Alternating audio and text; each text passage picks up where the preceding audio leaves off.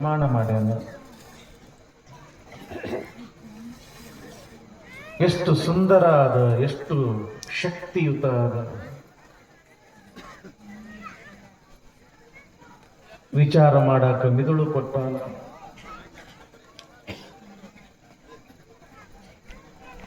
ಒಳ್ಳೊಳ್ಳೆಯ ವಿಷಯಗಳನ್ನ ಇಟ್ಕೊಳ್ಳಾಕ ಮನಸ್ಸು ಕೊಟ್ಟಾನ. ಎಲ್ಲರನ್ನ ಪ್ರೀತಿ ಮಾಡಾಕ ಹೃದಯ ಕೊಟ್ಟಾನ. ಏನು ಕೊಟ್ಟಿಲ್ಲ ಪರಮಾತ್ಮ, ಎಲ್ಲವನ್ನೂ ಕೊಟ್ಟಾನ. ಆದ್ರೆ ಇದು ಅಷ್ಟೇ ಅದ್ಭುತ ಆದ, ಬಹಳ ಅದ್ಭುತ ಆದ. ಭೂತವ ಕೂಡಿ ಅದ್ಭುತವಾಯಿತು ಅಂತಾರ ಅಲ್ಲಮ ಪ್ರಭುದೇವರು. ಈ ಶರೀರ ಒಂದು ಅದ್ಭುತ. ಈ ಶರೀರದೊಳಗಡೆ ಇರತಕ್ಕಂಥ ಹೃದಯ ಅದ್ಭುತ. ಈ ಶರೀರದಲ್ಲಿ ಇರತಕ್ಕಂಥ ಮಿದುಳು ಅದ್ಭುತ. ಎಲ್ಲಕ್ಕಿಂತ ಅದ್ಭುತ ಅಂತಂದ್ರ ಒಳಗಿರತಕ್ಕಂಥ ಮನಸ್ಸು. ಮಿದುಳು ಎಲ್ಲದ ಅಂತಂದ್ರ ತೋರ್ಸಾಕ ಬರ್ತದ. ಹೃದಯ ಎಲ್ಲದ ಅಂತಂದ್ರ ತೋರ್ಸಾಕ ಬರ್ತದ. ಹೊಟ್ಟೆಯಾಗಿನ ಕರುಳು ಎಲ್ಲದಾವ ಅಂದ್ರೂ ಕೂಡ ಅದನ್ನ ತೋರ್ಸಾಕ ಬರ್ತದ. ಆದ್ರ ಒಂದು ಬಹಳ ವಿಚಿತ್ರ ಇಟ್ಟನ ಪರಮಾತ್ಮ ಮನಸ್ಸು. ಆ ಮನಸ್ಸು ಎಲ್ಲಿ ಅದ ಅಂತ ತಿಳ್ಕೊಂಡು ಇವತ್ತಿಗೂ ಕೂಡ ಯಾವ ವಿಜ್ಞಾನಿಗೂ ಕೂಡ ಕಂಡು ಹಿಡಿಯಕ ಆಗಿಲ್ಲ. ಮನಸ್ಸು ಬಹಳ ವಿಚಿತ್ರ ಅದ, ಬಹಳ ಅದ್ಭುತ ಅದ. ಮನ ಏವ ಮನುಷ್ಯಾಣಾಂ ಕಾರಣಂ ಬಂಧ ಮೋಕ್ಷಯೋಗೋ. ಏನೇ ಒಳ್ಳೆಯದು ನಡೆದದ ಅಂತಂದ್ರೂ ಮನಸ್ಸ ಕಾರಣ ಅದ. ಏನ ಕೆಟ್ಟದು ನಡೆದದಂದ್ರೂ ಕೂಡ ಮನಸ್ಸ ಕಾರಣ ಅದ. ಸ್ವಲ್ಪ ವಿಚಾರ ಮಾಡ್ರಿ, ಆ ಮನಸ್ಸಿನ ಸ್ವಭಾವ ಹೆಂಗದ. ಇಲ್ಲಿ ಬಸವಣ್ಣವ್ರು ಹೇಳ್ತಾರ, ಕೊಂಬಿನ ಮೇಲಣ ಮರ್ಕಟನಂತೆ ಲಂಘಿಸುವುದೆನ್ನ ಮನವು. ಈ ಮನಸ್ಸನ್ನ ಮಂಗಕ್ಕೆ ಹೋಲಿಸಿದ್ರ ಅವರು. ಗಿಡದಲ್ಲಿ ಇರತಕ್ಕಂಥ ಒಂದು ಟೊಂಗೆ ಮೇಲೆ ಇರತಕ್ಕಂಥ ಮಂಗ. ಸ್ವಲ್ಪ ವಿಚಾರ ಮಾಡಿ, ಮಂಗ ಒಂದೇ ಟೊಂಗಿ ಮೇಲೆ ಇರ್ತದೇನು? ಒಂದೇ ಗಿಡದಾಗಿರ್ತದೇನು?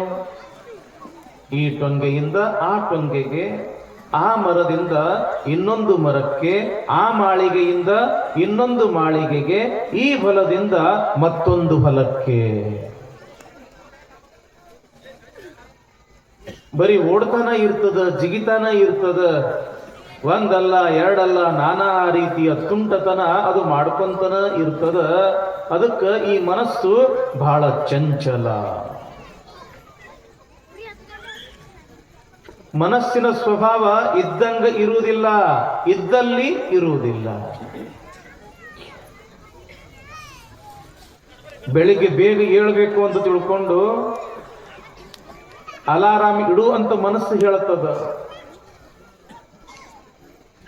ಇಟ್ಟಿರ್ತೀರಿ, ತನ್ನ ಸಮಯ ಆದ ಕೂಡಲೇ ಅದು ಗಂಟಿ ಹೊಡಿತದ. ಎಚ್ಚರ ಆಗ್ತದ ಖರೆ.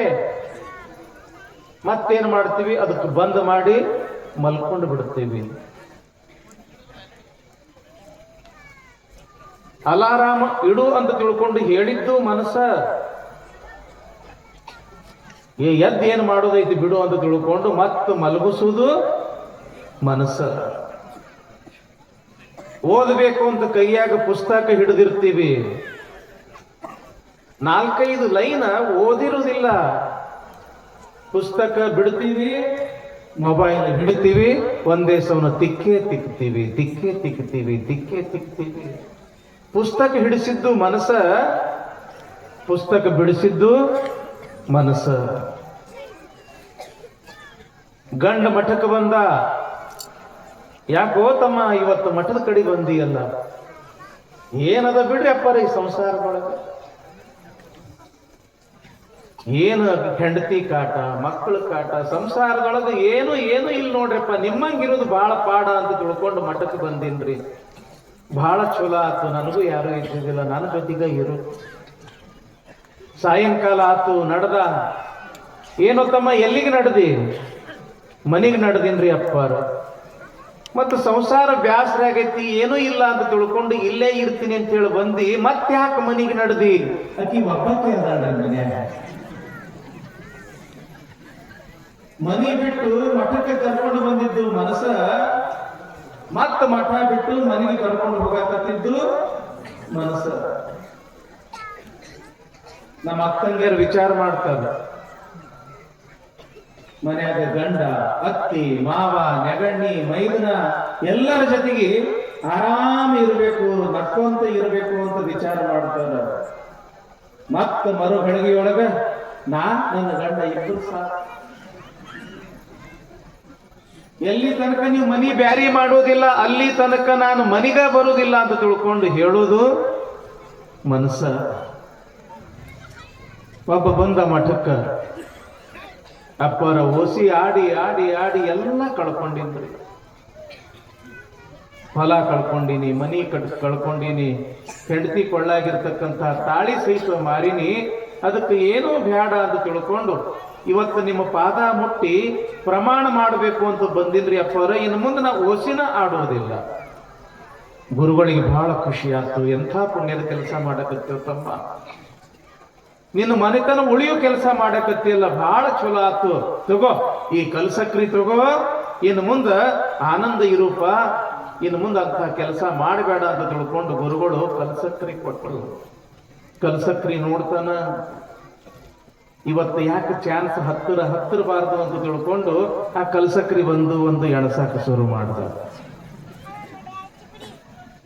ಕಲ್ಸಕ್ರಿ ಕಾಳ ಒಂದು ಎಣಸಾಕ ಶುರು ಮಾಡ್ದ.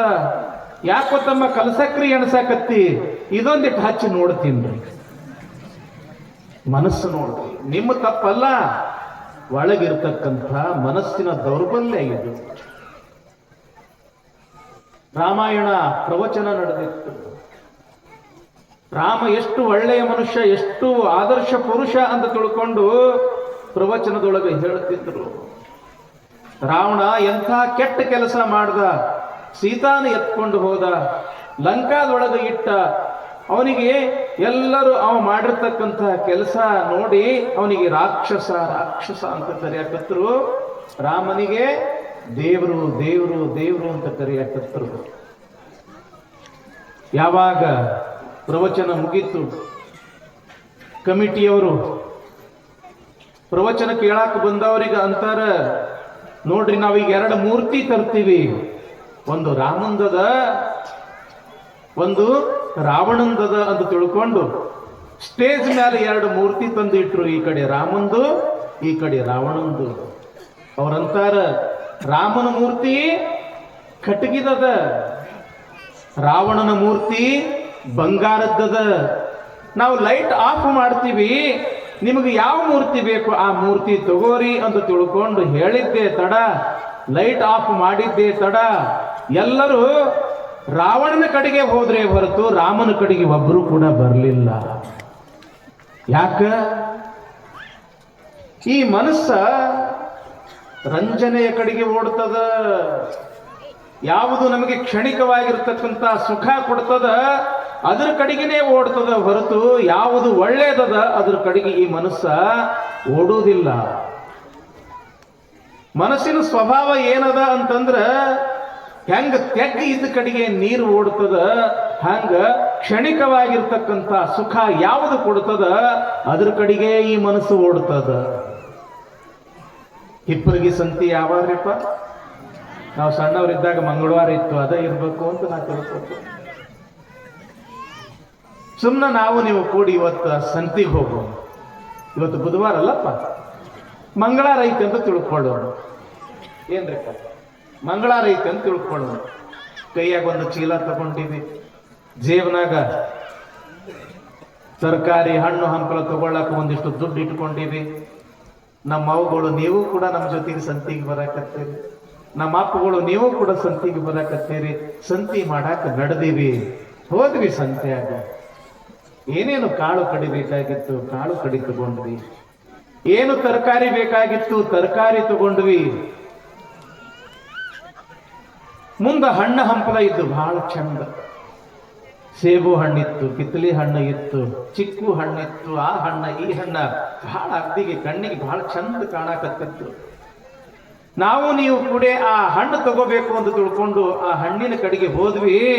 ಇನ್ನೇನು ಹಣ್ಣು ತಗೋಬೇಕು ಅನ್ನೋದ್ರೊಳಗಾಗಿ ಮೂಗಿಗೆ ಒಂದು ವಾಸನೆ ಬಡಿತು, ಮಿರ್ಚಿ ಬಜಿ ವಾಸನೆ.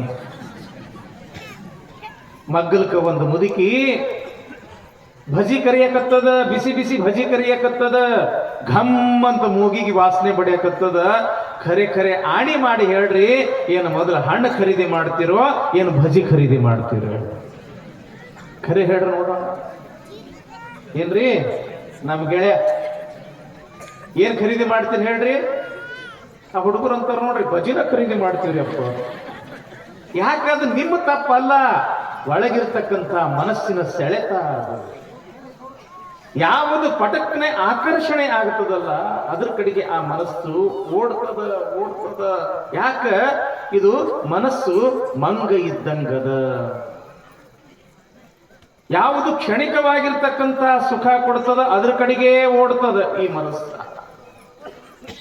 ಓಡ್ತದ ಖರೆ, ಎಷ್ಟು ವೇಗವಾಗಿ ಓಡ್ತದ ಗೊತ್ತದ ಏನ್ರಿಪ್ಪ ನಿಮಗ? ಇವತ್ತು ಮನಸ್ಸಿನ ಬಗ್ಗೆ ಒಂದಿಷ್ಟು ತಿಳ್ಕೊಳ್ರಿ ನೀವು. ಸೂರ್ಯನ ಪ್ರಕಾಶ ಈ ಭೂಮಿಗೆ ತಲುಪಬೇಕಾಗಿತ್ತು ಅಂತಂದ್ರೆ ಎಷ್ಟು ವೇಗವಾಗಿ ಬರ್ತದ ಅಂತಂದ್ರ 1 ಸೆಕೆಂಡಿಗೆ 3000 ಕಿಲೋಮೀಟರ್ ವೇಗವಾಗಿ ಈ ಭೂಮಿಗೆ ಬರ್ತದೆ ಸೂರ್ಯನ ಪ್ರಕಾಶ. ಆ ಸೂರ್ಯನ ಪ್ರಕಾಶಕ್ಕಿಂತಲೂ ಕೂಡ ವೇಗವಾಗಿ ಓಡೋದು ನಮ್ಮ ಒಳಗಿರ್ತಕ್ಕಂಥ ಮನಸ್ಸ. ಹೆಂಗ್ರಿ ಅಪ್ಪ ಅವ್ರಂತ ನೀವು ಕೇಳ್ಬೋದು. ಅವ ನೀವು ಇಲ್ಲಿ ಕುಂತಿರಲ್ಲ, ಮದ್ವೆ ಮಾಡ್ಕೊಂಡವ್ರು ಅದಿರಲ್ಲ, ಒಂದಿಟ್ಟು ತವ್ರ ಮನೆ ನೆನಪು ಮಾಡ್ಕೊಳ್ಳಿ. ಅದಿರ ಇಲ್ಲಿ ಆಯ್ತು, ದೇಹ ಅಷ್ಟ ಇಲ್ಲಿ ಅದ, ಮನಸ್ಸ ತವ್ರ ಮನೆಗೆ ಹೋಗ್ತು. ಬೆಂಗಳೂರು ನೋಡ್ದವ್ರು ಅದಿರಿ, ಪೂನಾ ಮುಂಬೈ ನೋಡ್ದವ್ರು ಅದಿರಿ, ಒಂದಿಷ್ಟು ಜನ ವಿದೇಶಕ್ಕೆ ಹೋಗಿ ಬಂದವರು ಕೂಡ ಅದಿರಿ. ಯಾವ ದೇಶದೊಳಗೆ ನಾವು ಏನು ನೋಡಿವಿ ಅಂತ ತಿಳ್ಕೊಂಡು ಸುಮ್ಮನೆ ನೆನಪು ಮಾಡ್ಕೊಂಡು ಬಿಡ್ರಿ, ಹೋಗೇ ಬಿಡ್ತು ಮನಸ್ಸ. ಇಷ್ಟು ವೇಗವಾಗಿ ಓಡ್ತದ ಈ ಮನಸ್ಸ. ಇಂಥ ವೇಗವಾಗಿ ಓಡ್ತಾ ಇರತಕ್ಕಂಥ ಈ ಮನಸ್ಸನ್ನ ಹೆಂಗ ನಮ್ಮ ಆಧೀನದೊಳಗೆ ಇಟ್ಕೊಳ್ಬೇಕು? ಚಂಚಲಂ ಹಿ ಮನ ಕೃಷ್ಣ ಪ್ರಮಾಥಿ ಬಲವತ್ಸುಟಂ. ಅರ್ಜುನ ಕೇಳ್ತಾನ ಶ್ರೀಕೃಷ್ಣನಿಗೆ, ಇಂಥ ಚಂಚಲವಾಗಿರ್ತಕ್ಕಂಥ ಮನಸ್ಸನ್ನ ಹೆಂಗ ನಮ್ಮ ಆಧೀನದೊಳಗೆ ಇಟ್ಕೊಳ್ಳಕ್ಕೆ ಸಾಧ್ಯ ಅದ? ಯಾಕ? ಮನಸ್ಸು ಹೂವಿನಷ್ಟು ಮೃದುನೂ ಅದ, ವಜ್ರಕ್ಕಿಂತ ಕಠಿಣವೂ ಕೂಡ ಅದ. ಮನಸ್ಸು ಸೂರ್ಯನ ಪ್ರಕಾಶಕ್ಕಿಂತಲೂ ವೇಗವಾಗಿಯೂ ಕೂಡ ಓಡ್ತದ, ಕಲ್ಲಿನಂಗ ಒಂದ ಕಡೆಗೆ ಕುತ್ಕೊಂಡು ಬಿಡುತ್ತದ. ಇಂಥ ಮೃದುವಾದ ಮನಸ್ಸು, ಇಂಥ ಕಠಿಣವಾಗಿರ್ತಕ್ಕಂಥ ಮನಸ್ಸನ್ನ ಹೆಂಗ ನಮ್ಮ ಆಧೀನದೊಳಗೆ ಇಟ್ಕೋಬೇಕು? ಯಾಕ? ಇದು ಮಂಗ ಇದ್ದಂಗದ. ಮಂಗನಂತೆ ಇರ್ತಕ್ಕಂಥ ಈ ಮನಸ್ಸನ್ನ ನಮ್ಮ ಆಧೀನದೊಳಗೆ ಇಟ್ಕೊಂಡ್ವಿ ಅಂತಂದ್ರ ನಾವು ದೊಡ್ಡವರಾಗ್ತೀವಿ ನೋಡ್ರಿ. ಯಾರು ಮನಸ್ಸಿನ ದಾಸರಾಗ್ಯಾರ ಅವರು ಈ ಪ್ರಪಂಚದೊಳಗೆ ಸೋತಾರ. ಯಾರು ಮನಸ್ಸಿನ ಮಾಲಕರಾಗ್ಯಾರ ಅವರು ಈ ಪ್ರಪಂಚವನ್ನೇ ಗೆದ್ದಾರ. ಶಿವಲಿಂಗ ಸ್ವಾಮಿಗಳಾಗಿರ್ಬೋದು, ಶರಣ ಶಿವಲಿಂಗೇಶ್ವರರಾಗಿರ್ಬೋದು, ಗುರುಶಾಂತೇಶ್ವರಾಗಿರ್ಬೋದು, ಅನೇಕ ಜನ ಮಹಾತ್ಮರು ಅವರು ಮನಸ್ಸಿನ ಮಾಲಕರಾಗಿದ್ರು, ಮನಸ್ಸಿನ ದಾಸರಾಗಿ ಇದ್ದಿದ್ದಿಲ್ಲ. ಅಂಥ ಮನಸ್ಸಿನ ಮಾಲಕರಾಗಬೇಕಾಗಿತ್ತು ಅಂತಂದ್ರ ಆ ಮನಸ್ಸು ನಮ್ಮ ಆಧೀನದೊಳಗ ಹೆಂಗ ಇಟ್ಕೋಬೇಕು ಅನ್ನೋದಕ್ಕೆ ಉತ್ತರ ಹೇಳ್ತಾನೆ ಇಲ್ಲಿ ಶ್ರೀಕೃಷ್ಣ. ಅಭ್ಯಾಸೇನತು ಕೌಂತೇಯ ವೈರಾಗ್ಯೇಣ ಚ ಗೃಹ್ಯತೆ. ಒಂದು ಅಭ್ಯಾಸದ ಬಲ, ಇನ್ನೊಂದು ವೈರಾಗ್ಯದ ಬಲ. ಅಭ್ಯಾಸ ಅಂದ್ರೆ ಗೊತ್ತಲ್ಲ? ಅಭ್ಯಾಸ ಅಂದ್ರೆ ಗೊತ್ತದಲ್ಲ? ರಾತ್ರಿ ಆದ ಕೂಡಲೇ ಕಾಲ ಒಂದ್ ಕಡೆ ಹೋಗ್ತಿರ್ತಾವ. ಯಾವ ಕಡೆಗೆ ಹೋಗ್ತಿರ್ತಾವ? ಒಂದು ಅಂಗಡಿ ಕಡೆಗೆ ಹೋಗ್ತಿರ್ತಾವ. ರಾತ್ರಿ ಅಂತಂದ್ರೆ ಸಾಕು, ನೀವು ಹೇಳೋದ ಬೇಡ, ಅವು ಕಾಲ ಕಡೆ ಓಡ್ತಿರ್ತಾವ. ನಿತ್ಯನೂ ಕೂಡ ಓಡ್ತಿರ್ತಾವ. ಯಾಕದು ಅಭ್ಯಾಸದ ಬಲ. ಹೋಗಿ ಹೋಗಿ ಹೋಗಿ ಅಭ್ಯಾಸದ ಬಲ. ಆದ್ರ ಅದೇ ಮನಸ್ಸಿಗೆ ಇದೇನು ಸರಾಯಿ ಅಂಗಡಿ ನಮ್ಮ ಜೀವನ ಹಾಳು ಮಾಡ್ತದ. ಖಂಡೇಶ್ವರ ಗುಡಿಯೊಳಗ ಬಸವ ಪುರಾಣ ಹಚ್ಚಾರ.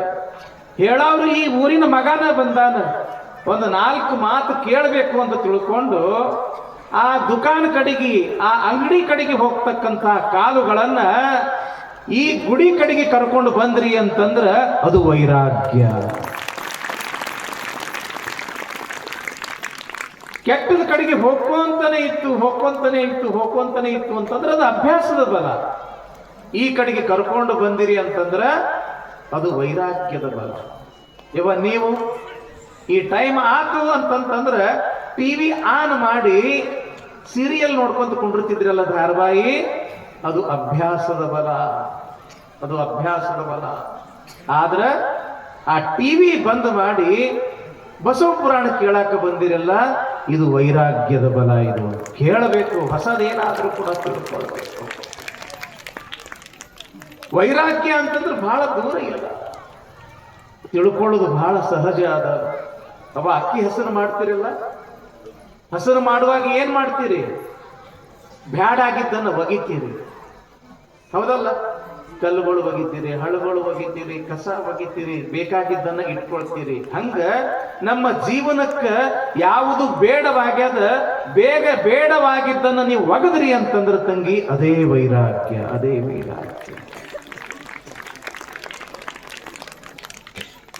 ಎಲ್ಲವನ್ನ ಬಿಟ್ಟು 20 ದಿವಸ ಮನಸ್ಸೇ ನಡಿ ಒಂದಿಟ್ಟು ಬಸವ ಪುರಾಣಕ್ಕಂತ ತಿಳ್ಕೊಂಡು ಅದನ್ನು ನೀವು ಕರ್ಕೊಂಡು ಬರಾಕತ್ರಿ ಅಂತಂದ್ರ ಅದು ಅಭ್ಯಾಸವಾಗಿ ಪರಿಣಾಮ ಆಗ್ತದೆ. 4 ಒಳ್ಳೆಯ ನುಡಿಗಳನ್ನ ಕೇಳಿ ಜ್ಞಾನವನ್ನ ನೀವು ಪಡ್ಕೊಂಡಿದ್ದಿ ಅಂತಂದ್ರ ಅದು ವೈರಾಗ್ಯವಾಗಿ ಪರಿಣಾಮ ಆಗ್ತದ. ಹಿಂಗ ಅಭ್ಯಾಸದ ಬಲ ಮತ್ತು ವೈರಾಗ್ಯದ ಬಲ. ನಮ್ಮೆಲ್ಲಪ್ಪ ಅನ್ನಕತ್ತಿದ್ದ, ಅಪ್ಪ ಅವರ ನೀನು 2ನೇ ದಿವಸ ಬಸವ ಪುರಾಣ್ರಿ, ನಮ್ಮ ಮೌದ್ಯರು ನೋಡ್ರಿ ಎಷ್ಟು ಜನ ಬಂದಾರ ಅಂತ ತಿಳ್ಕೊಂಡು ಅವ ಅನ್ನಕತ್ತಿದ್ದ. ಯಾಕೋ ಅಂದೆ, ಟಿವಿ ಬಿಟ್ಟು ಬರುವುದೇ ಇಲ್ರಿ ಜನ, ಎಷ್ಟು ಮಂದಿ ಬಂದಾರಲ್ರಿ ಅಂತ ಹೇಳಂದ. ನಿಜವಾಗ್ಲೂ ಕೂಡ ಖುಷಿ ಅನ್ನಿಸ್ತು, ಆನಂದ ಅನ್ನಿಸ್ತು, ಹೌದಲ್ಲ? ಈಗಿನ ದಿನಮಾನದೊಳಗ ನಮ್ಮ ಹುಡುಗರು ಮೊಬೈಲ್ ಬಿಟ್ಟು ಬರೋದು ವಜ್ಜದ, ನಮ್ಮ ಅವುಗಳು ಟಿವಿ ಬಿಟ್ಟು ಬರೋದು ವಜ್ಜದ. ಶಿವಮೊಗ್ಗ ಹೆಸರು ಕೇಳಿರೇವ? ಶಿವಮೊಗ್ಗ, ಅಲ್ಲಿ ಬೆಕ್ಕಿನ ಕಲ್ಮಠ ಅಂತದ. ಅಲ್ಲಿ ಅಜ್ಜವರು ಕನ್ನಡ ಸಾಹಿತ್ಯ ಪರಿಷತ್ತು ಅಂತ ತಿಳ್ಕೊಂಡು ಒಂದು ದೊಡ್ಡ ಪ್ರೋಗ್ರಾಮ್ ಮಾಡಿದ್ರು.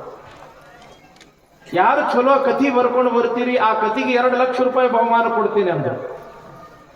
ಒಬ್ಬರಲ್ಲ ಇಬ್ಬರಲ್ಲ, 100 ಜನ ಕಥೆ ಬರ್ಕೊಂಡು ಬಂದ್ರು. ಎಷ್ಟು ಅದ್ಭುತ ಅಂತಂದ್ರ ಕೇವಲ 2 ಸಾಲಿನ ಕಥೆ 2 ಲಕ್ಷ ರೂಪಾಯಿ ಬಹುಮಾನ ಪಡ್ಕೊಳ್ತಾರೆ. ಎಂಥ ಕಥೆ ಅಂತಂದ್ರ ಹೇಳ್ಯಾವ ಆ ಕಥೆ ನಿಮಗೆ? 1ನೇ ಸಾಲ ನೋಡ್ರಿ ಎಷ್ಟು ಚಂದದ. ಇಂದು ನಮ್ಮ ಮನೆಯಲ್ಲೊಂದು ಟಿವಿ ಕೆಟ್ಟಿತು. ಇದು 1ನೇ ಸಾಲ. ನಾವು ಸಣ್ಣವರಿದ್ದಾಗ ನಮ್ಗೊಂದು ಪಾಠ ಇತ್ತು, ನೆನಪೈತೇನಪ್ಪ? ನಮ್ಮ ಮನೆಯಲ್ಲೊಂದು ಸಣ್ಣ ಪಾಪ ಇರುವುದು, ಎತ್ತಿಕೊಳ್ಳಲು ಹೋದರದಕ್ಕೆ ಕೋಪ ಬರುವುದು ಅಂತ ನನಗೆ ಇಂದಿಗೂ ಕೂಡ ನೆನಪದ. ಈ ಧಾಟಿಯೊಳಗ ಅವರು ಕಥೆ ಬರೆದಿದ್ರು, ಒಬ್ರು ಮಾಸ್ತರ್ ಅವ್ರು ಕಥೆ ಬರೆದವ್ರು. 1ನೇ ಸಾಲ ನೋಡ್ರಿ ಎಷ್ಟು ಚಂದದ. ಇಂದು ನಮ್ಮ ಮನೆಯಲ್ಲೊಂದು ಟಿವಿ ಕೆಟ್ಟಿತು. 2ನೇ ಸಾಲ ಎಷ್ಟು ಅದ್ಭುತ ಅಂತಂದ್ರೆ 2 ಲಕ್ಷ ರೂಪಾಯಿ ಬಹುಮಾನ ಸಿಗ್ತದಕ್ಕೆ. ಇಂದು ನಮ್ಮ ಮನೆಯಲ್ಲೊಂದು ಟಿವಿ ಕೆಟ್ಟಿತು, ಕೆಟ್ಟ ದಿನವೇ ನಮ್ಮ ಬಾಳೆ ನೆಟ್ಟಗಾಯಿತು. 2 ಲಕ್ಷ ರೂಪಾಯಿ ಬಹುಮಾನ. ಟಿವಿ ಬಿಟ್ವಿ ಅಂತಂದ್ರೆ ನಮ್ಮ ಬಾಳೆ ನೆಟ್ಟಗಾಗ್ತದೆ, ಮೊಬೈಲ್ ಬಿಟ್ವಿ ಅಂತಂದ್ರೆ ನಮ್ಮ ಬಾಳೆ ನೆಟ್ಟಗಾಗ್ತದೆ. ಸಾವಿರ ಸಂಖ್ಯೆಯೊಳಗೆ ನಮ್ಮ ತಾಯಿಯಂದ್ರು ಇವತ್ತ ಟಿವಿ ಬಿಟ್ಟು ಮೊಬೈಲ್ ಬಿಟ್ಟು ನೀವು ಏನ್ರಪ್ಪ ಆ ಟಿವಿ ಮೊಬೈಲ್ ಎಲ್ಲ ಒಗೆದು 4 ಬಸವಣ್ಣನ 4 ನುಡಿಗಳನ್ನ ಕೇಳಾಕಂತ ಬಂದಿರಲ್ಲ. ಅದ್ರಾಗ ನಮ್ಮ ತಾಯಿಯವ್ರ ಸಂಭ್ರಮ ನೋಡ್ರಿ. ಇವತ್ತು ಬಸವಣ್ಣವ್ರು ಕೊಟ್ಲ ಅಂತ ತಿಳ್ಕೊಂಡು ಚಲೋ ಮಡಿ ಸೀರೆ ಉಟ್ಟು ಹಣಿ ತುಂಬ ವಿಭೂತಿ ಕುಂಕುಮ ಹಚ್ಕೊಂಡು ಎಷ್ಟು ಸಂಭ್ರಮದಿಂದ ಬಂದಾರ. ನಿಜವಾಗ್ಲೂ ಕೂಡ ತಂಗಿ ಬರುವಾಗ ಏನೂ ತಂದಿಲ್ಲ, ಹೋಗುವಾಗ ಏನೂ ಒಯ್ಯುವುದಿಲ್ಲ.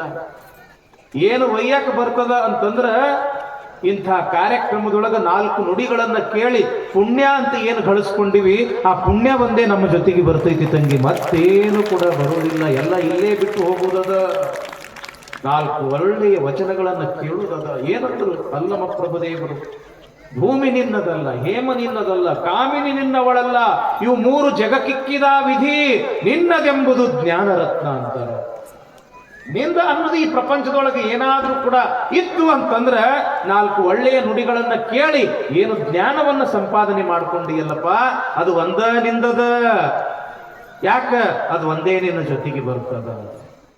ಅಂಥ ಜ್ಞಾನವನ್ನ ಸಂಪಾದನೆ ಮಾಡ್ಕೋಬೇಕು ಅಂತ ತಿಳ್ಕೊಂಡು ಒಂದಿಷ್ಟು ಮನಸ್ಸಿಗೆ ಬುದ್ಧಿಯನ್ನ ಹೇಳಿ, ಅದಕ್ಕೆ ಅಭ್ಯಾಸದ ಬಲವನ್ನ ಹಚ್ಚಿ, ವೈರಾಗ್ಯದ ಬಲವನ್ನ ಹಚ್ಚಿ ಈ 20 ದಿನಗಳ ಒಂದು ಬಸವ ಪುರಾಣವನ್ನ ಆನಂದದಿಂದ ಕೇಳೋಣ ಅಂತ ಇಲ್ಲಿ ಪೀಠಿಕಾ ಭಾಗದಲ್ಲಿ ತಿಳಿಸ್ತಾ, ಇನ್ನು ಪುರಾಣ ಭಾಗದಲ್ಲಿ ಏನು ಬರ್ತದೆ ಅನ್ನೋದನ್ನ ನಮ್ಮ ಗವಾಯಿಗಳು ಒಂದು ಹಾಡನ್ನ ಹೇಳ್ತಾರೆ. ನಂತರ ವಿಷಯ ಮುಂದುವರಿಸೋಣ.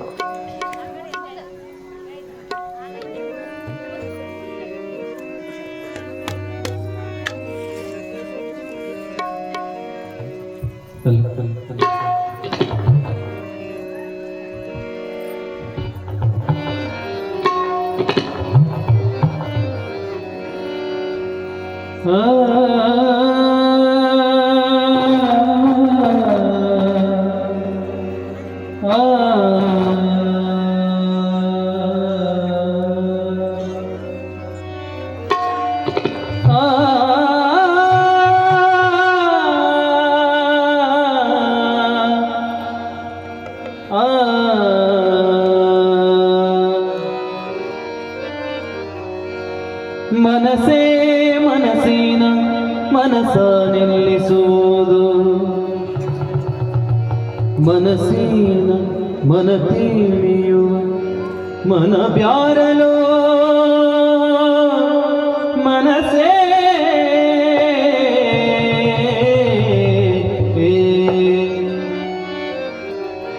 ಮನಸೇ ಮನಸ್ಸಿನ ಮನಸ ನಿಲ್ಲಿಸುವುದು, ಮನಸೇ ಮನಸ್ಸಿನ ಮನಸ ನಿಲ್ಲಿಸುವುದು, ಮನಸೇ ಮನಸ್ಸಿನ ಮನಸ ನಿಲ್ಲಿಸುವುದು, ಮನಸ್ಸಿನ ಮನ ತಿಳಿಯುವ ಮನ ಬ್ಯಾರಲೋ ಮನಸೇ ಮನಸೇ ಮನಸ್ಸಿನ ಮನಸ ಅನುತ್ರಯದೊಳು ಸುಳಿದಾಡುವ ಜೀವನ, ಅನುತ್ರಯದೊಳು ಸುಳಿದಾಡುವ ಜೀವನ, ಗುಣವರಿತರೆ ನಿಜ ಬ್ಯಾರಲು ಮನಸ್ಸೇ, ಗುಣವರಿತರೆ ನಿಜ ಬ್ಯಾರಲು ಮನಸ್ಸೇ,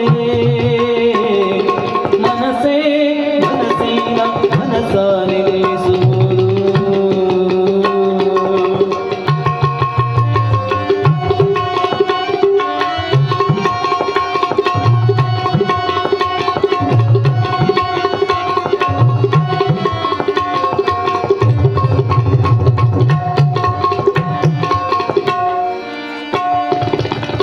ದಿಕ್ಕಿಗೆ ಹಾರಾಡುವ ಹಕ್ಕಿಯೋ,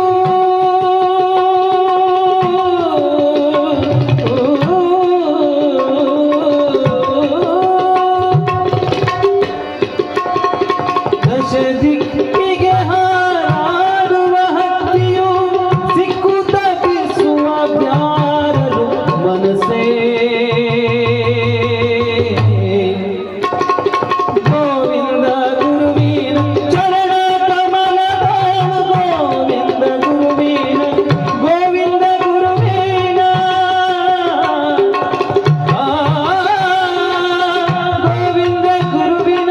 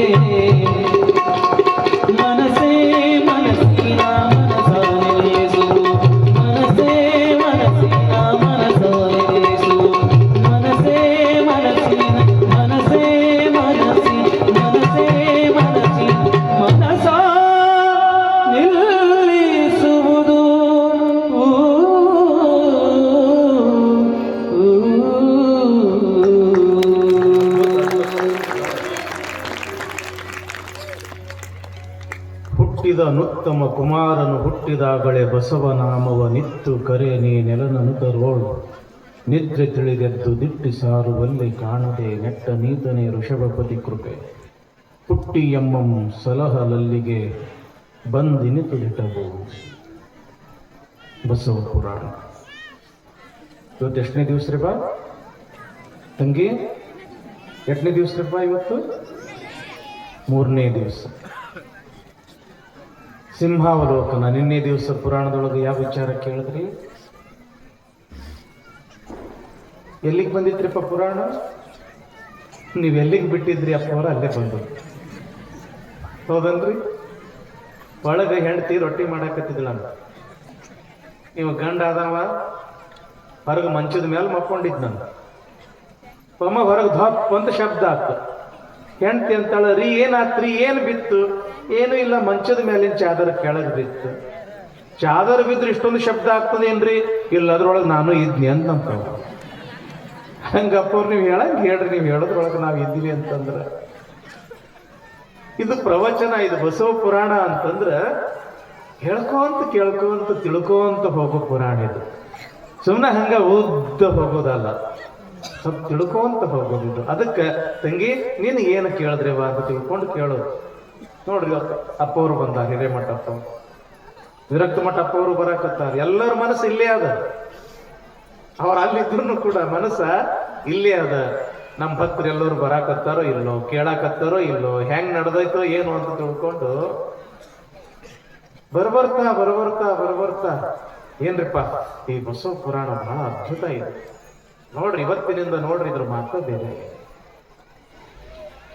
ಬಸವ ಪುರಾಣ. ನಿನ್ನೆ ದಿವಸ ಏನ್ ಕೇಳಿದ್ರಿ? ಕೈಲಾಸದ ವರ್ಣನೆ. ಜ್ಞಾನಪೀಠದ ಮೇಲೆ ಶಿವ, ಪಾರ್ವತಿ, ಗಣಪ, ಷಣ್ಮುಖ ದೇವಾನು ದೇವತೆಗಳು ಆನಂದದಲ್ಲಿ ಇರತಕ್ಕಂತಹ ಸಮಯದೊಳಗ ನಾರದ ಮಹರ್ಷಿಗಳು ಬಂದ್ರು. ಹೇ ಪರಮಾತ್ಮ, ನೀ ಕೈಲಾಸದೊಳಗ ಬಹಳ ಆನಂದದಿಂದ ಕುಂತಿ. ಆದ್ರ ಭೂಲೋಕದೊಳಗ ಅಧರ್ಮ, ಅನ್ಯಾಯ, ಅತ್ಯಾಚಾರ ನಡೆದದ. ಭೂಲೋಕವನ್ನು ಉದ್ಧಾರ ಮಾಡಕ ನೀನು ಅವತಾರವನ್ನ ಎತ್ತಬೇಕು. ಆವಾಗ ಶಿವ ಅಂತಾನ, ಏನಂತ? ಈ ಸಲ ಭೂಲೋಕವನ್ನು ಉದ್ಧಾರ ಮಾಡಕ ನಾನು ಅವತಾರ ಎತ್ತುವುದಿಲ್ಲ, ನನ್ನ ವಾಹನನಾಗಿರ್ತಕ್ಕಂಥ ನಂದೀಶ. ನಂದೀಶನೊಳಗಂಥ ಶಕ್ತಿ ಅದ ಏನು? ಯಾಕಿಲ್ಲ? ಹಿಂದೆ ಶಿಲಾದನೆಂಬ ಮುನಿ ಸಣ್ಣ ಸಣ್ಣ ಶಿಲೆಗಳನ್ನೇ ಆಯ್ದು ತಿಂದು ಕಠಿಣ ತಪಸ್ಸನ್ನ ಮಾಡಿ ನನ್ನನ್ನ ಒಲಿಸಿಕೊಂಡ. ಏನು ಬೇಕು ಅಂತ ಕೇಳಿದಾಗ ನಿನ್ನಷ್ಟೇ ಸಾಮರ್ಥ್ಯನಿರ್ತಕ್ಕಂಥ ಮಗನನ್ನ ಕೊಡು ಅಂದ. ಆವಾಗ ನಾನು ಕೊಟ್ಟಿರ್ತಕ್ಕಂಥ ಮಗನೇ ಈ ನಂದೀಶ. ಈ ನಂದೀಶನು ಸಾಮಾನ್ಯ ಅಲ್ಲ. ಮತ್ತೆ ಈತ ನನ್ನ ಕುರಿತು ತಪಸ್ಸು ಮಾಡ್ದ. ಅವನ ತಪಸ್ಸಿಗೆ ಮೆಚ್ಚಿ ಏನು ಬೇಕು ಅಂತ ಕೇಳಿದಾಗ ಸದಾವಕಾಲ ನಿನ್ನ ಸಾನ್ನಿಧ್ಯವನ್ನೇ ಕೊಡುವಂತ ಕೇಳದೆ, ಅದಕ್ಕೆ ಯಾವಾಗಲೂ ಕೂಡ ಈ ನಂದೀಶ ನನ್ನ ವಾಹನನಾಗಿ ನನ್ನ ಜೊತೆಯಲ್ಲೇ ಇರ್ತಾನ. ಹೇ ನಂದೀಶ, ಭೂಲೋಕವನ್ನು ಉದ್ಧಾರ ಮಾಡಕ ನೀನು ಅವತಾರವನ್ನ ಎತ್ತಬೇಕಪ್ಪ. ಅಯ್ಯ ಶಿವನೇ, ನಿನ್ನನ್ನು ಬಿಟ್ಟು ನಾನು ಭೂಲೋಕಕ್ಕೆ ಹೋಗಲಾರೆ. ನಿನ್ನನ್ನು ಬಿಟ್ಟು ಬದುಕುವ ಶಕ್ತಿ ನನಗಿಲ್ಲ. ಆವಾಗ ಶಿವ ಅಂತಾನ, ನೀ ಮುಂದೆ ನಡಿ ಅಷ್ಟ. ಗುರು ಲಿಂಗ ಜಂಗಮ ರೂಪದಿಂದ ನಾನು ಬಂದು ನಿನಗೆ ದರ್ಶನ ಕೊಡ್ತೇನೆ. ಅಷ್ಟೇ ಯಾಕ, ಇಲ್ಲಿ ಇರ್ತಕ್ಕಂಥ ಎಲ್ಲ ರುದ್ರಗಣಗಳು ಭೂಲೋಕದಲ್ಲಿ ಅವತಾರ ಎತ್ತಿ ನಿನ್ನನ್ನು ಬಂದು ಕೂಡ್ತಾರೆ ಎಲ್ಲರೂ. ನಡಿ ಅಂತ ತಿಳ್ಕೊಂಡು ಶಿವ ಅಪ್ಪಣೆ ಮಾಡ್ದ. ನಂದೀಶ ಈ ಭೂಲೋಕಕ್ಕೆ ಬಂದ ಎಂತಕ್ಕಂಥ ವಿಚಾರ ನಿನ್ನೆ, ಹೌದಲ್ರಿ ಬಾ? ನಿನ್ನೆ ಇದೇ ಕೇಳಿರಲ್ಲ. ಯಾಕೆ ಇದು ಹೇಳುದು ಅಂತಂದ್ರೆ, ಯಾರು ನಿನ್ನ ಬಂದಿಲ್ಲ ಅವರಿಗೂ ಸ್ವಲ್ಪ ತಿಳಿಲಿ. ಯಾಕೆ ಹಿಂದೆ ತಿಳಿದು ಮುಂದೆ ಹೋದ್ವಿ ಅಂತಂದ್ರೆ ಅದರ ಆನಂದ ಬೇರೆ ಇರ್ತದ. ನಂದೀಶ ಭೂಲೋಕದತ್ತ.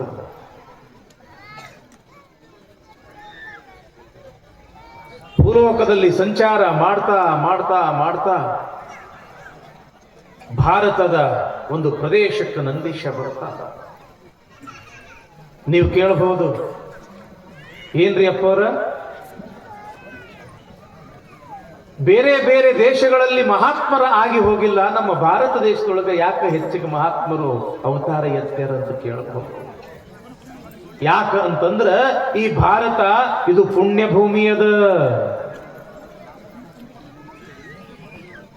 ಗ್ರೀಕ್ ದೇಶದ ಮ್ಯಾಕ್ಸ್ ಮುಲ್ಲರ್ ಅಂತ ತಿಳ್ಕೊಂಡು ತತ್ವಜ್ಞಾನಿ.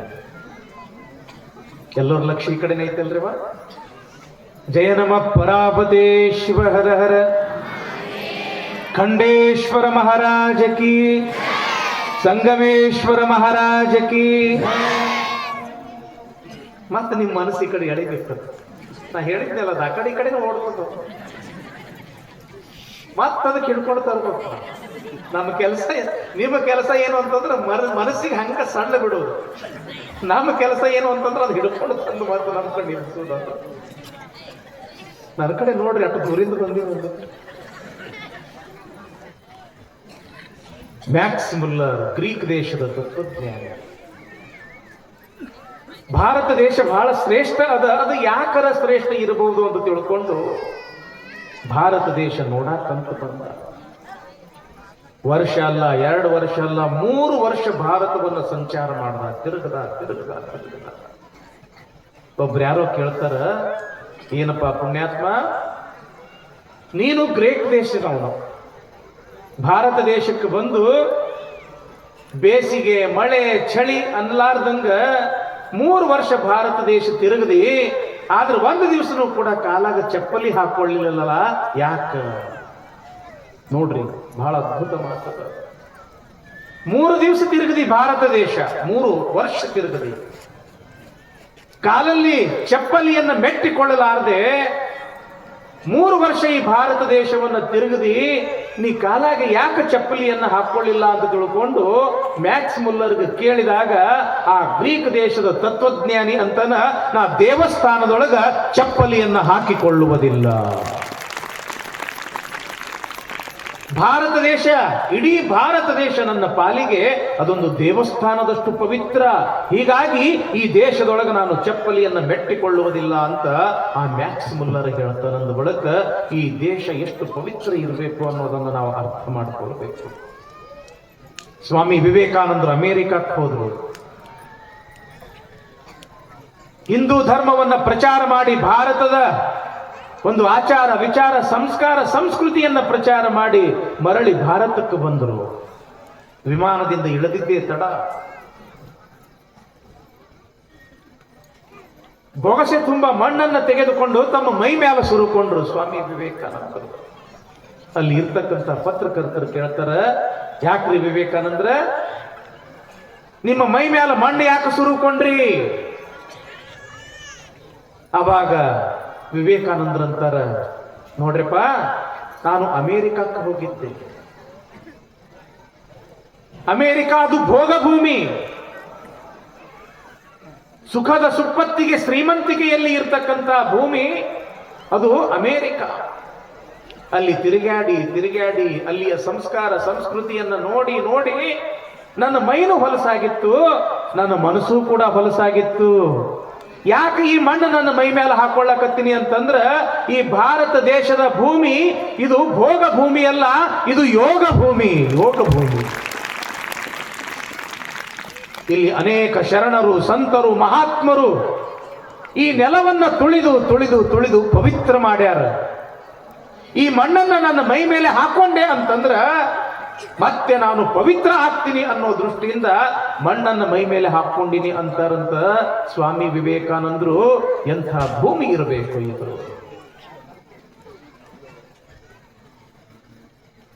ಎಷ್ಟು ಪವಿತ್ರ ನಮ್ಮ ಭಾರತ ದೇಶದ ಈ ಮಣ್ಣು ಅಂತಂದ್ರ, ಹಣಿಗೆ ಹಚ್ಕೊಂಡ್ರೆ ಸಾಕು, ವಿಭೂತಿ ಹಚ್ಕೊಂಡಷ್ಟು ಪುಣ್ಯ ಬರ್ತದ ಅಂತ ಭೂಮಿ ನಮ್ಮ ಭಾರತದ ಭೂಮಿ. ಇಂಥ ಭಾರತದಲ್ಲಿಯೇ ನಾನು ಜನ್ಮವನ್ನ ಎತ್ತಬೇಕು ಅಂತ ತಿಳ್ಕೊಂಡು ನಂದೀಶ ಆಕಾಶ ಮಾರ್ಗವಾಗಿ ಭಾರತಕ್ಕೆ ಬಂದ. ಸಂಚಾರ ಮಾಡ್ತಾ ಎಲ್ಲಿಗೆ ಬಂದ ಅಂತಂದ್ರ ಮತ್ತೆ ನಮ್ಮ ಕರ್ನಾಟಕಕ್ಕೆ ಬಂದ.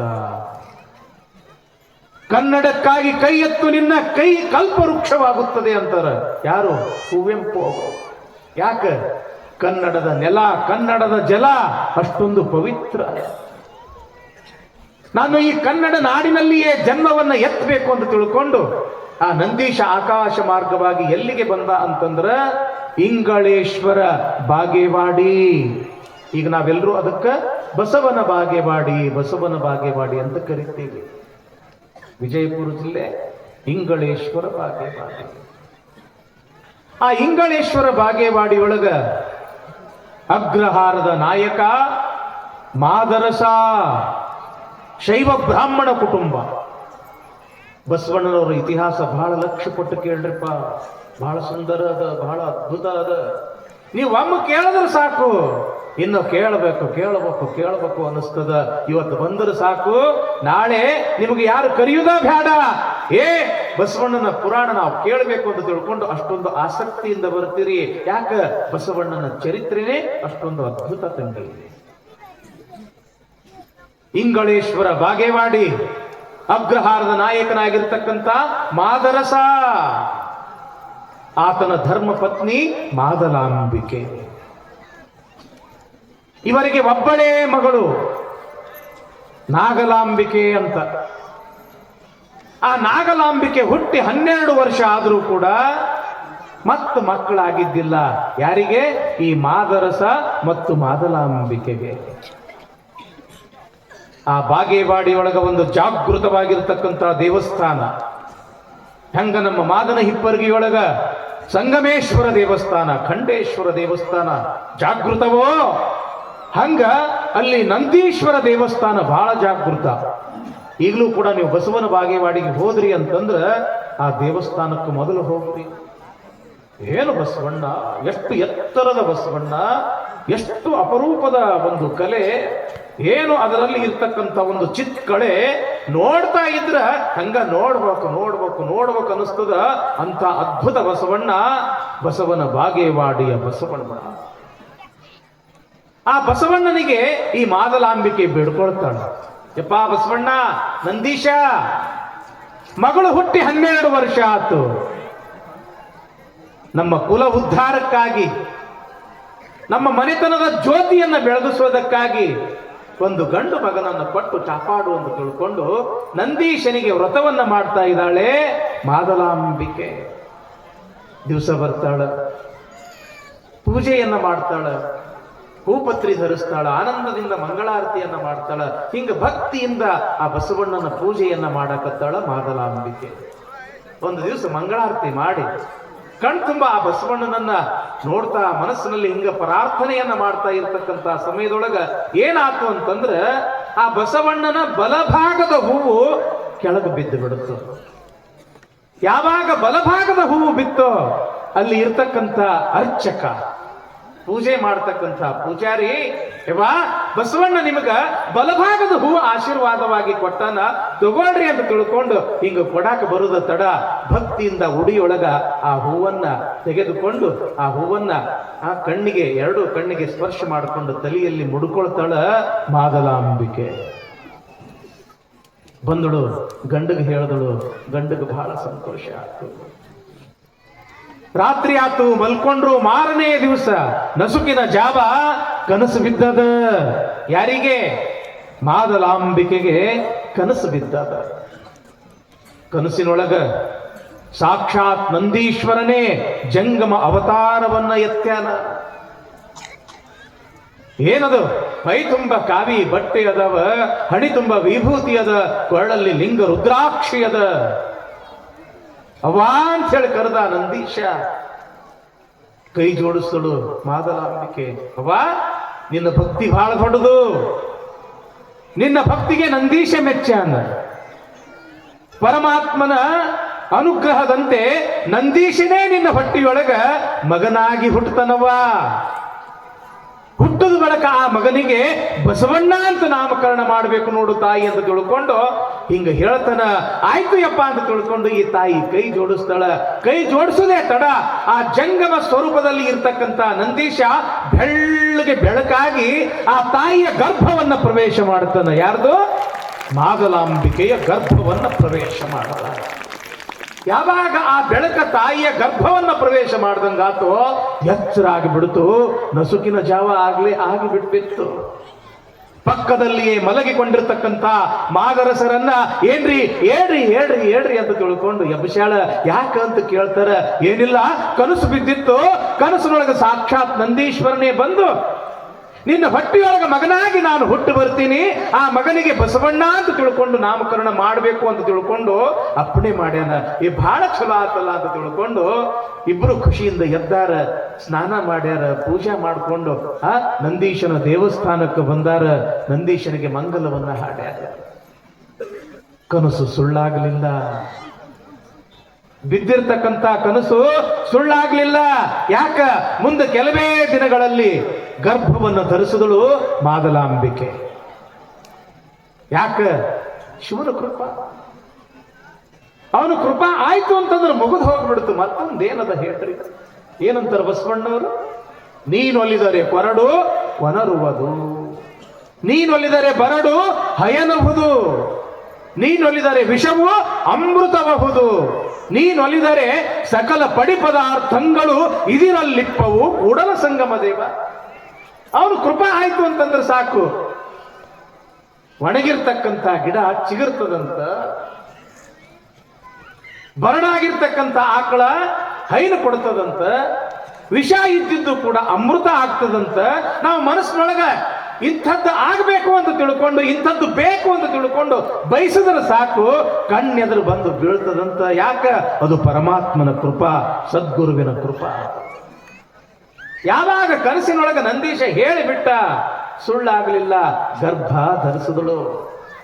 3 ತಿಂಗಳಾಯ್ತು, 6 ತಿಂಗಳಾಯ್ತು, 7-8 ತಿಂಗಳ ಶಿವ ಬಯಕೆಗಳು ಕಾಡಾಕತ್ತು. ಶಿವ ಪುರಾಣವನ್ನ ಕೇಳಬೇಕು, ಶಿವಭಕ್ತಿಯನ್ನ ಮಾಡಬೇಕು, ಶಿವಜ್ಞಾನವನ್ನ ಪಡ್ಕೊಳ್ಬೇಕು, ಅತ್ತಿ ಮಾವಂದಿರ ಸೇವೆಯನ್ನ ಮಾಡಬೇಕು, ಗುರುಲಿಂಗ ಜಂಗಮರ ಸೇವೆಯನ್ನ ಮಾಡಬೇಕು ಎಂಬತಕ್ಕಂಥ ಬಯಕೆಗಳು ಶುರುವಾದವು.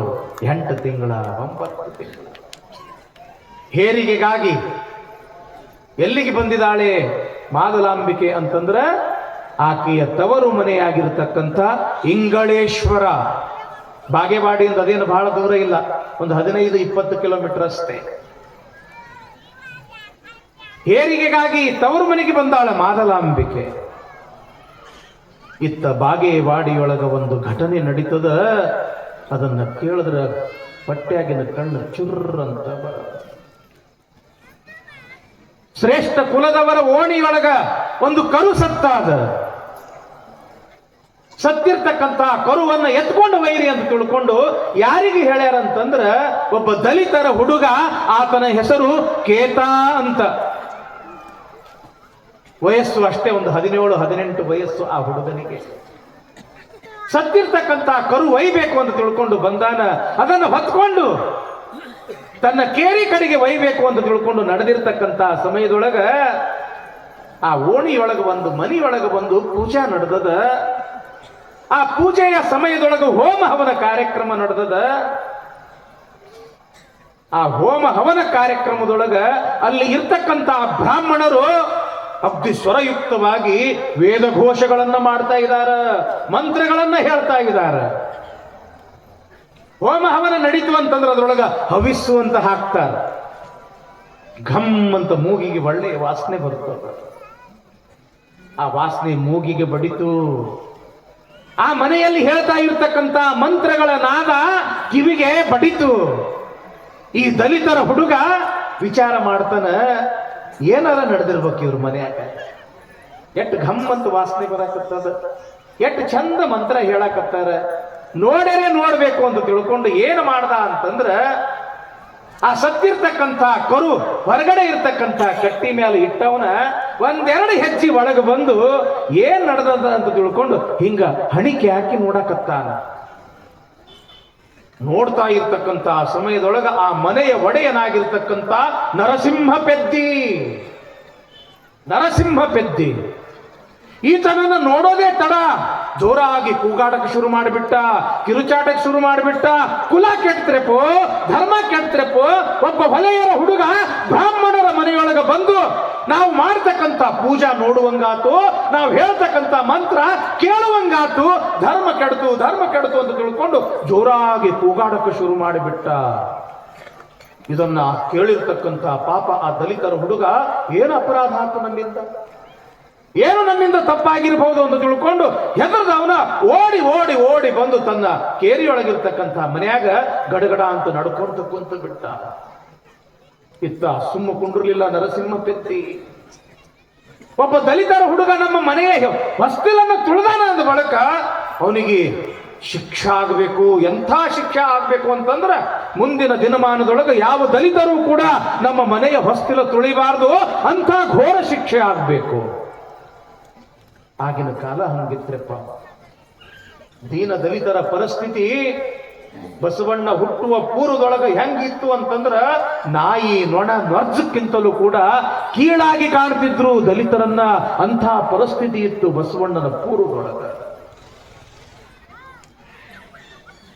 ಏನು ಅವ್ರ ಕೆಲಸ ಅಂತಂದ್ರ ಏನು ಉಚ್ಚ ಕುಲದವರು ಶ್ರೇಷ್ಠ ಕುಲದವರು ಅಂತ ಹೇಳಿ ಏನದಾರ ಅವರ ಮಲಮೂತ್ರವನ್ನ ಹೊತ್ಕೊಂಡು ಹೋಗ್ತಕ್ಕಂಥ ಒಂದು ಪದ್ಧತಿ ಇತ್ತು, ಮಲ ಹೊರುವ ಪದ್ಧತಿ. ಆ ಕೆಟ್ಟ ವಾಸನೆ ಮೂಗಿಗೆ ಬಡಿತು ಅಂತಂದ್ರ ರಸ್ತೆಯಲ್ಲಿ ಉಗುಳುವಂಗೂ ಕೂಡ ಇಲ್ಲ, ರಸ್ತೆ ಅಪವಿತ್ರ ಆಗ್ತದಂತ ತಿಳ್ಕೊಂಡು ಕೊಳ್ಳಾಗ ಗಡಿಗೆ ಕಟ್ಕೋಬೇಕು. ಅವರು ಉಗುಳು ಬಂದ್ರು ಗಡಿಗ್ಯಾಗ ಉಗುಳಬೇಕು. ನಮ್ಮ ಓಣ್ಯಾಗ ಇವ್ರು ನಡೆದು ಹೋದ್ರು ಅಂತಂದ್ರ ಇವ್ರು ಹೆಜ್ಜೆ ನಾವು ತುಳಿಬೇಕಾಗ್ತದ, ನಾವು ಅಪವಿತ್ರ ಆಗ್ತೀವಿ ಅಂತ ತಿಳ್ಕೊಂಡು ಏನ್ ಮಾಡ್ಬೇಕು, ಅವರು ಬೆನ್ನಿಗೆ ಕಂಟಿ ಕಟ್ಕೊಂಡು ತಿರುಗಾಡಬೇಕು, ಕಸಬರಿಗೆ ಕಟ್ಕೊಂಡು ತಿರುಗಾಡಬೇಕು. ಇವ್ರು ಮುಂದೆ ಹೋದಂಗ ಹಿಂದ ಆ ಕಸಬರಿಗೆ ಅಥವಾ ಆ ಕಂಟಿ ಅದನ್ನ ಅಳಿಸ್ಕೊಂತ ಬರಬೇಕು. ಇಷ್ಟು ಕೆಟ್ಟ ಪರಿಸ್ಥಿತಿ ದೀನ ದಲಿತರ ಪರಿಸ್ಥಿತಿ.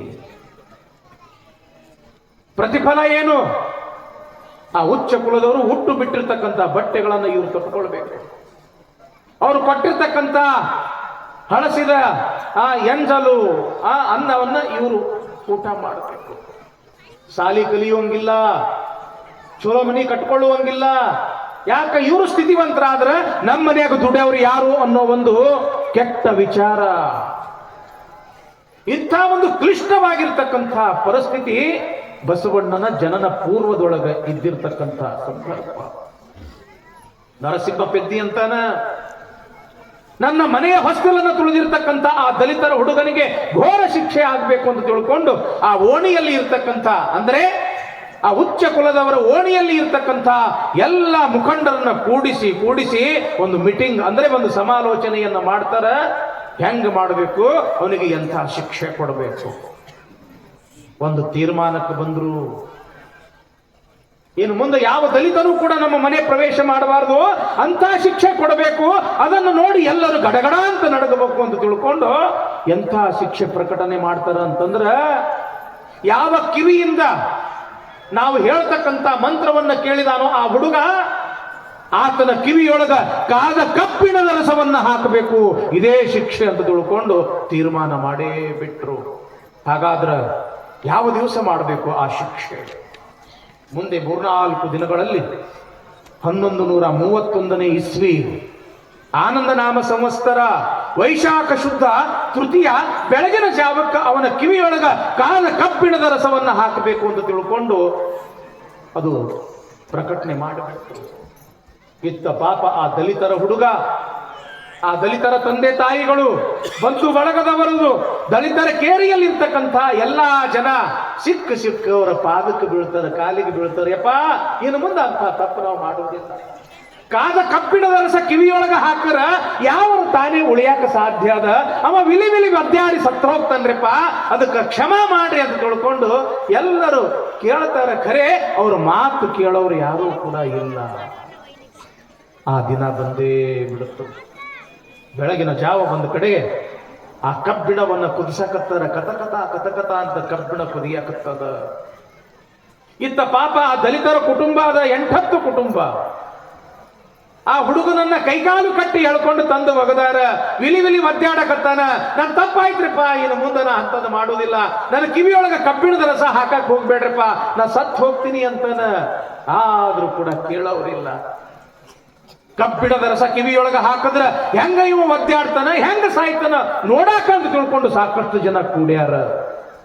ಆದ್ರ ಅಗ್ರಹಾರದ ನಾಯಕನಾಗಿರ್ತಕ್ಕಂಥ ಮಾದರಸ ವಿಚಾರ ಮಾಡಕತ್ತಾನ. ಪಾಪ ಈ ಹುಡುಗ ಅಂತದ್ದೇನು ತಪ್ಪು ಮಾಡ್ಯಾರ. ಕಬ್ಬಿಣದ ರಸ ಇವನ ಕಿವಿಯೊಳಗ ಹಾಕ್ಬೇಕಲ್ಲ. ಶಿವ ಇದು ಎಂಥ ಅನ್ಯಾಯ ಅಂತ ತಿಳ್ಕೊಂಡು ಮನಸ್ಸಿನೊಳಗ ವಿಚಾರ ಮಾಡಕತ್ತಾನ. ಆದ್ರ ನರಸಿಂಹ ಪೆದ್ದಿ ಮಾತ್ರ ಈ ಶಿಕ್ಷೆ ಆಗಬೇಕು ಅಂತ ತಿಳ್ಕೊಂಡು ಹಠ ಹಿಡ್ದಾನ.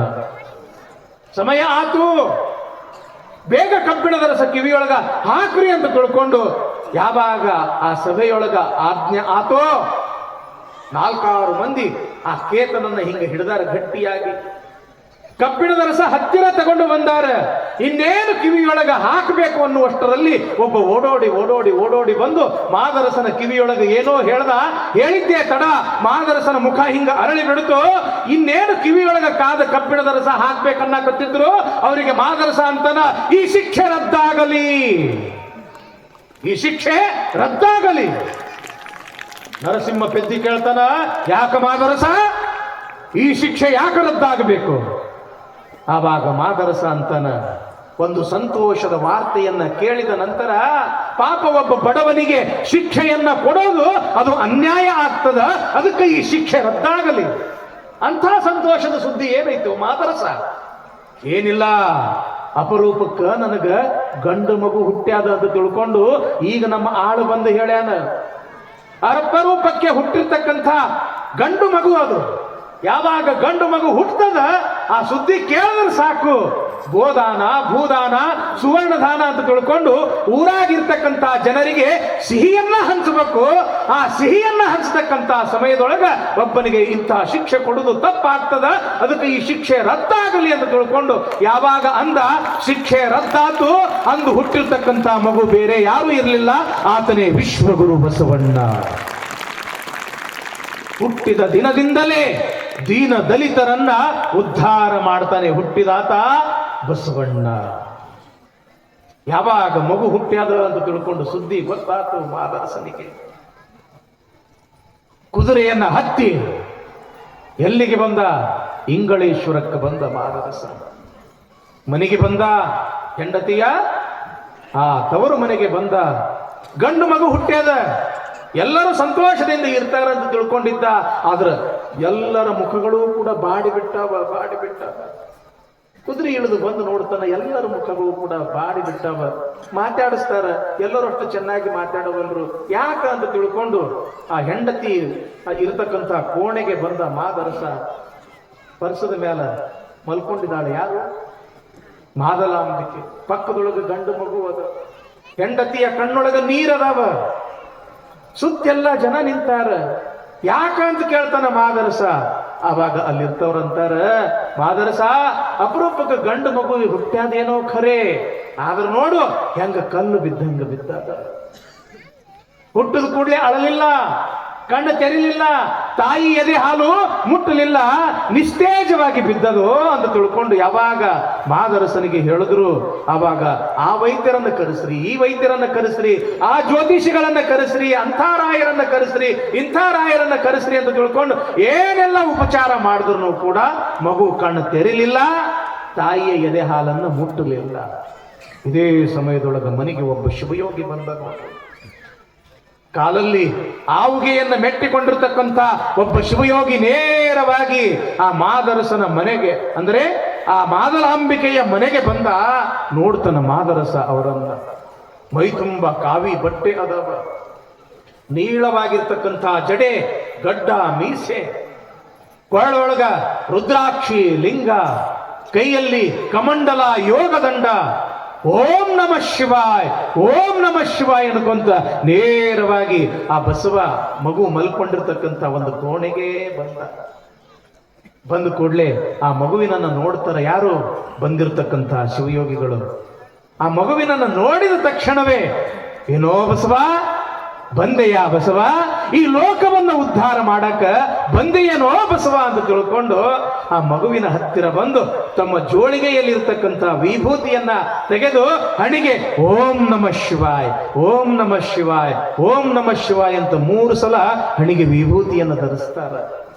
ಕೊರಳಾಗಿರ್ತಕ್ಕಂಥ ಆ ಜೋಳಿಗೆಯಲ್ಲಿರ್ತಕ್ಕಂಥ ಒಂದು ರುದ್ರಾಕ್ಷಿಯನ್ನು ಕೂಡ ಕಟ್ಟುತ್ತಾರ. ಅಷ್ಟೇ ಅಲ್ಲ, ಜೋಳಿಗೆಯಲ್ಲಿರ್ತಕ್ಕಂಥ ಒಂದು ಲಿಂಗುವನ್ನು ಕೂಡ ಆ ಮಗುವಿನ ಕೊರಳಾಗ ಕಟ್ಟಿ ಆ ಮಗುವಿನ ಮಸ್ತಕದ ಮೇಲೆ ಹಿಂಗ ಹಸ್ತವನ್ನ ಇಟ್ಟು ಒಂದು ಕ್ಷಣ ಕಣ್ಣನ್ನ ಮುಚ್ಚಿ ಓಂ ನಮಃ ಶಿವಾಯ ಎಂದು ತಿಳ್ಕೊಂಡು ಹಿಂಗ ಅಂದಿದ್ದೇ ತಡ ಮಗು ಕಣ್ಣು ತೆರೀತು.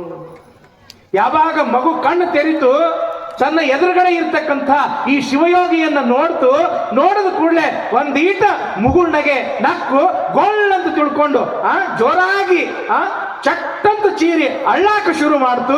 ಸುತ್ತಮುತ್ತ ಇದ್ದವರೆಲ್ಲರೂ ನಗಾಕ ಶುರು ಮಾಡಿಬಿಟ್ರು. ಯಾಕೆ? ಏ ಮಗು ಆರಾಮದ. ಹೌದಲ್ರಿವ? ಮಗು ಹುಟ್ಟದ ಕೂಡಲೇ ಅದು ಹತ್ರ ನೀವು ನಗತ್ತೀರಿ, ಹೌದೇನಿಲ್ಲ? ಒಂದ್ ವೇಳೆ ಅಳ್ಳಿಲ್ಲ ಅಂತಂದ್ರೆ ನೀವು ಅಳ್ತೀರಿ. ಯಾಕೆ? ಮಗು ಹುಟ್ಟದ ಕೂಡಲೇ ಅಳಬೇಕು, ಹತ್ರ ಅದು ಆರೋಗ್ಯ ಐತೆ ಅಂತ ಹೇಳಿ ತಿಳ್ಕೊಂಡು, ಹೌದಲ್ರಿ? ಯಾವಾಗ ಇಲ್ಲಿ ಆ ಬಂದಿರತಕ್ಕಂಥ ಶಿವಯೋಗಿ ವಿಭೂತಿಯನ್ನ ಧರಿಸಿ ರುದ್ರಾಕ್ಷಿಯನ್ನ ಕಟ್ಟಿ ಕೊಳ್ಳಲ್ಲಿ ಲಿಂಗ ಧಾರಣೆಯನ್ನ ಮಾಡಿ ಆ ಮಗುವಿನ ಮಸ್ತಕದ ಮೇಲೆ ಹಸ್ತವನ್ನ ಇಟ್ಟು ಓಂ ನಮಃ ಶಿವಾಯ ಎಂದು ತಿಳ್ಕೊಂಡು ಉಪದೇಶ ಮಾಡಿದ್ರು, ಅವಾಗ ಕಣ್ಣು ತೆರೀತು. ಇವರನ್ನು ನೋಡಿ ಸ್ವಲ್ಪ ಕ್ಷಣ ನಕ್ಕು ಹತ್ತು ಬಿಡ್ತು. ಅವಾಗಿದ್ದವರಿಗೆಲ್ಲ ಸಂತೋಷ ಆಯ್ತು. ಯಾವಾಗ ಮಗು ಆರೋಗ್ಯ ಅಂತ ತಿಳ್ಕೊಂಡು ಗೊತ್ತಾತು, ಮಾದರಸ ಶಿವಯೋಗಿಯ ಪಾದಕ್ಕೆ ಬಿದ್ದ, ನಮಸ್ಕಾರ ಮಾಡ್ದ, ಎದ್ದು ಕೈ ಜೋಡಿಸಿ ಅಂತಾನಯ್ಯಪ್ಪ, ನಿಮ್ಮ ಪುಣ್ಯದಿಂದ ನನ್ನ ಮಗು ಬದುಕಿತು. ನೀವ್ಯಾರಪ್ಪ ಅಂತ ತಿಳ್ಕೊಂಡು ಮಾದರಸ ಕೇಳಿದ ತಕ್ಷಣವೇ ಆ ಬಂದಿರತಕ್ಕಂಥ ಶಿವಯೋಗಿ ಅಂತನ, ಮಾದರಸ, ನಾವು ಕಪ್ಪಡಿ ಸಂಗಮದವರು. ಆ ಕೂಡಲ ಸಂಗಮಕ್ಕೆ ಏನಂತಿದ್ರು ಅಂತಂದ್ರೆ ಅವಾಗ ಕಪ್ಪಡಿ ಸಂಗಮ ಅಂತ ಕರೀತಿದ್ರು. ಮಾದರಸ, ನಾವು ಕಪ್ಪಡಿ ಸಂಗಮದವರು, ನಮ್ಮ ಹೆಸರು ಸಂಗಮನಾಥ ಗುರುಗಳು ಅಂತ ಕರೀತಾರೆ. ಇವತ್ತು ನಾವು ಇಲ್ಲಿ ಯಾಕೆ ಬಂದೀವಿ ಅಂತಂದ್ರೆ ನಿನ್ನ ಮಗನನ್ನು ನೋಡ್ಬೇಕು ಅಂತ ಬಂದೀವಿ. ಇವ ಒಂದು ರೀತಿಯೊಳಗ ನಿನಗೆ ಹೆಂಗ ಮಗನೋ ನನಗೂ ಕೂಡ ಒಂದು ರೀತಿಯೊಳಗ ಇವನು ಕೂಡ ಮಗನೇ ಆಗಬೇಕು. ಹುಟ್ಟಿದ 12 ದಿವಸಕ್ಕ ಇವನಿಗೆ ಬಸವಣ್ಣ ಅಂತ ನಾಮಕರಣ ಮಾಡಬೇಕು ಮಾದರಸ. ಇನ್ನೂ ಒಂದು ಮಾತು ಏನು ಲಕ್ಷದೊಳಗೆ ಕೇಳಬೇಕು ಅಂತಂದ್ರೆ, ಲಕ್ಷ ಕೊಟ್ಟು ಲಿಂಗಾರ್ಪಿತವಲ್ಲದ ಯಾವುದೂ ಕೂಡ ಇವನಿಗೆ ಸಮರ್ಪಣೆ ಮಾಡಬಾರದು. ಎದೆ ಹಾಲು ಕುಡಿಸ್ಬೇಕಾದರೂ ಕೂಡ ಆ ಮಗುವಿಗೆ ಸ್ನಾನವನ್ನ ಮಾಡಿಸಿ, ಶುಭ್ರ ಬಟ್ಟೆಯನ್ನು ಧರಿಸಿ, ಹಣೆಗೆ ವಿಭೂತಿಯನ್ನು ಧರಿಸಿ, ಅವನು ಕೊರಳಾಗಿರ್ತಕ್ಕಂಥ ಲಿಂಗ ಪೂಜೆಯನ್ನ ಮಾಡಿದ ನಂತರವೇ ಆ ಪದಾರ್ಥ ಆ ಬಸವಣ್ಣನಿಗೆ ನೀವು ಪ್ರಸಾದ ಮಾಡಿಸ್ಬೇಕು, ಈ ಕೂಸಿಗೆ ನೀವು ಪ್ರಸಾದ ಮಾಡಿಸ್ಬೇಕು ಅಂತೇಳಿ ಇನ್ನು ನಾನು ಬರ್ತೀನಿ ಅಂತ ತಿಳ್ಕೊಂಡು ಮನೆಯಿಂದ 4 ಹೆಜ್ಜೆ ಹಿಂಗ ಮುಂದೆ ಹೋಗುವುದೇ ತಡ ಮಾಯವಾಗಿ ಬಿಟ್ಟರು ಆ ಶಿವಯೋಗಿಗಳು. ಎಲ್ಲರಿಗೂ ಬಹಳ ಖುಷಿ ಆಯ್ತು, ಸಂತೋಷ ಆಯ್ತು. ಮಗು ಎದಿ ಹಾಲು ಕುಡಿಯಕತ್ತದ, ನಗಾಕತ್ತದ, ಎಲ್ಲರಿಗೆ ಆನಂದ ಆನಂದ ಆನಂದ ಆತು. ಹುಟ್ಟಿ 12 ದಿವಸ ಆತು.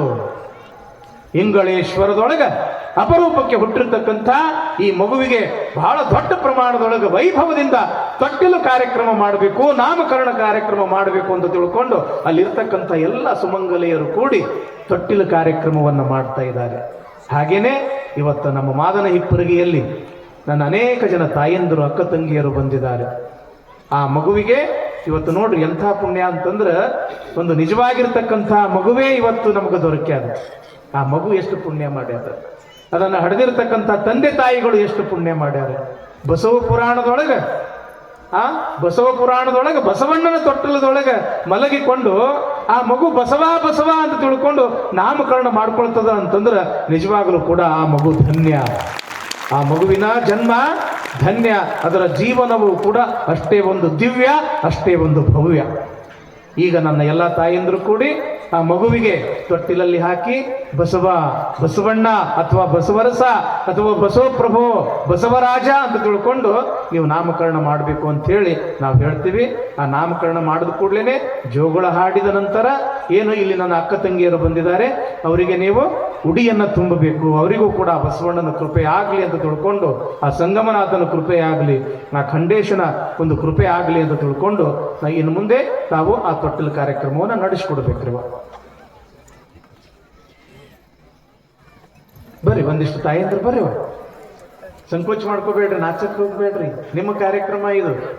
ಅಗ್ದಿ ಉತ್ಸಾಹದಿಂದ ನಿಮ್ಮ ಮನೆಯೊಳಗೆ ಹೆಂಗ ಮಗುವಿಗೆ ತೊಟ್ಟಲದೊಳಗೆ ಹಾಕ್ತೀರಿ ಅದೇ ಪದ್ಧತಿಗೆ ಅನುಗುಣವಾಗಿ